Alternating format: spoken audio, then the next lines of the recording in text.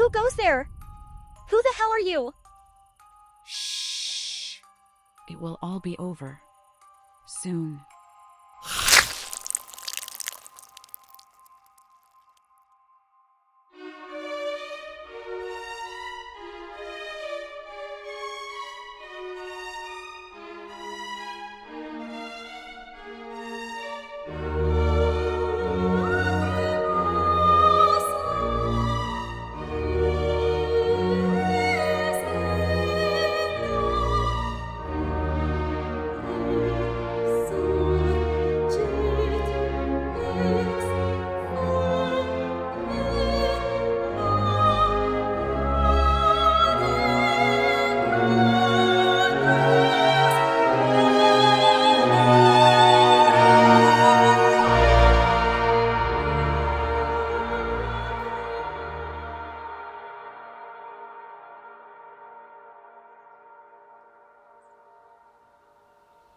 You have been living with us for a while now, but I still don't know anything about you at all. I mean, you would not even tell me the name of your family, nor their armorial bearings, nor the name of their estate, nor even that of the country they lived in. What harm could it do anyone to tell me what I so ardently desired to know? Laura, my dear, I can only promise you one thing. At the end you will understand everything about me, but for now you mustn't quarrel about it. I ought not to have asked you. You were quite right to ask me that, or anything. You do not know how dear you are to me, or you could not think any confidence too great to look for. But I am under vows, no none half so awfully, and I dare not tell my story yet, even to you.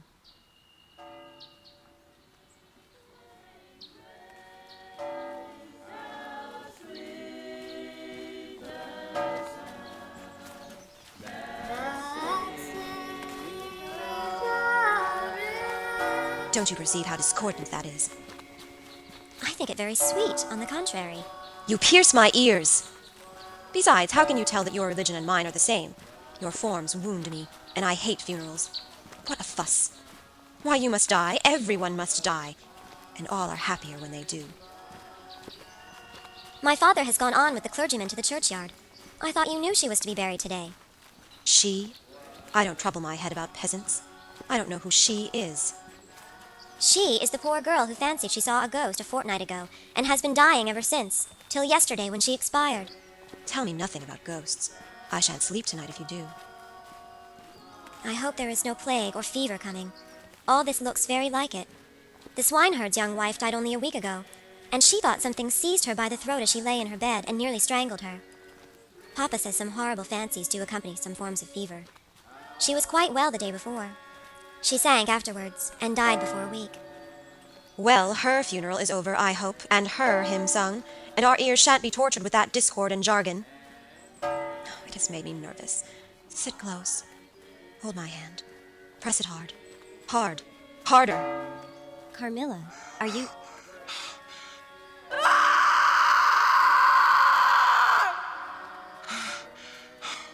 There. That comes of strangling people with hymns. Hold me. Hold me still. It is passing away. Come home.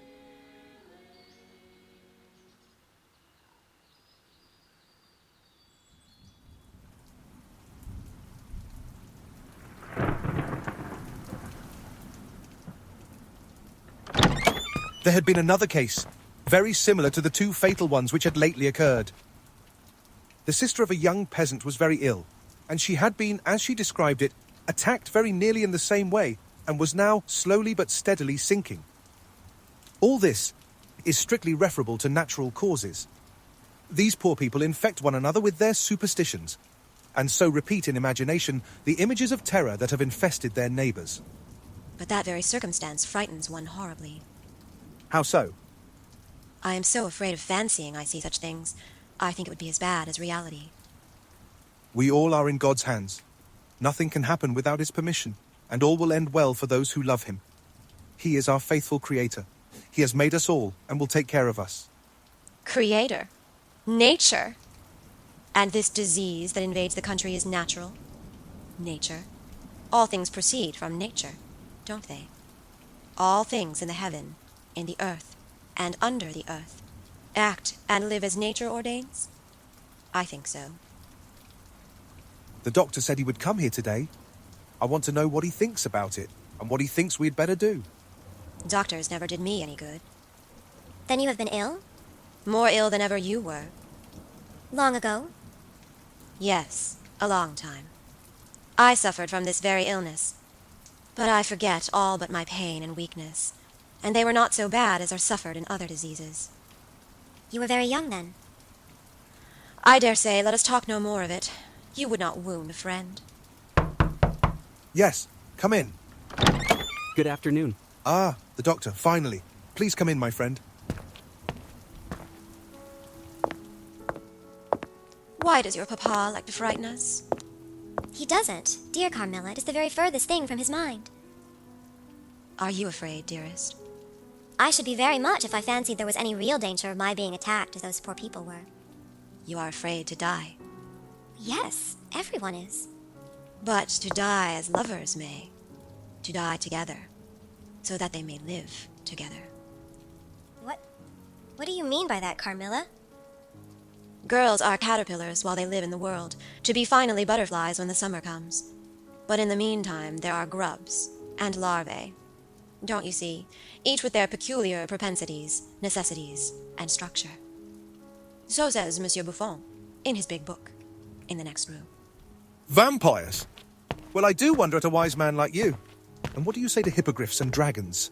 Nevertheless, life and death are mysterious states, and we know very little of the resources of either. I did not then know what the doctor had been broaching, but I think I guess it now.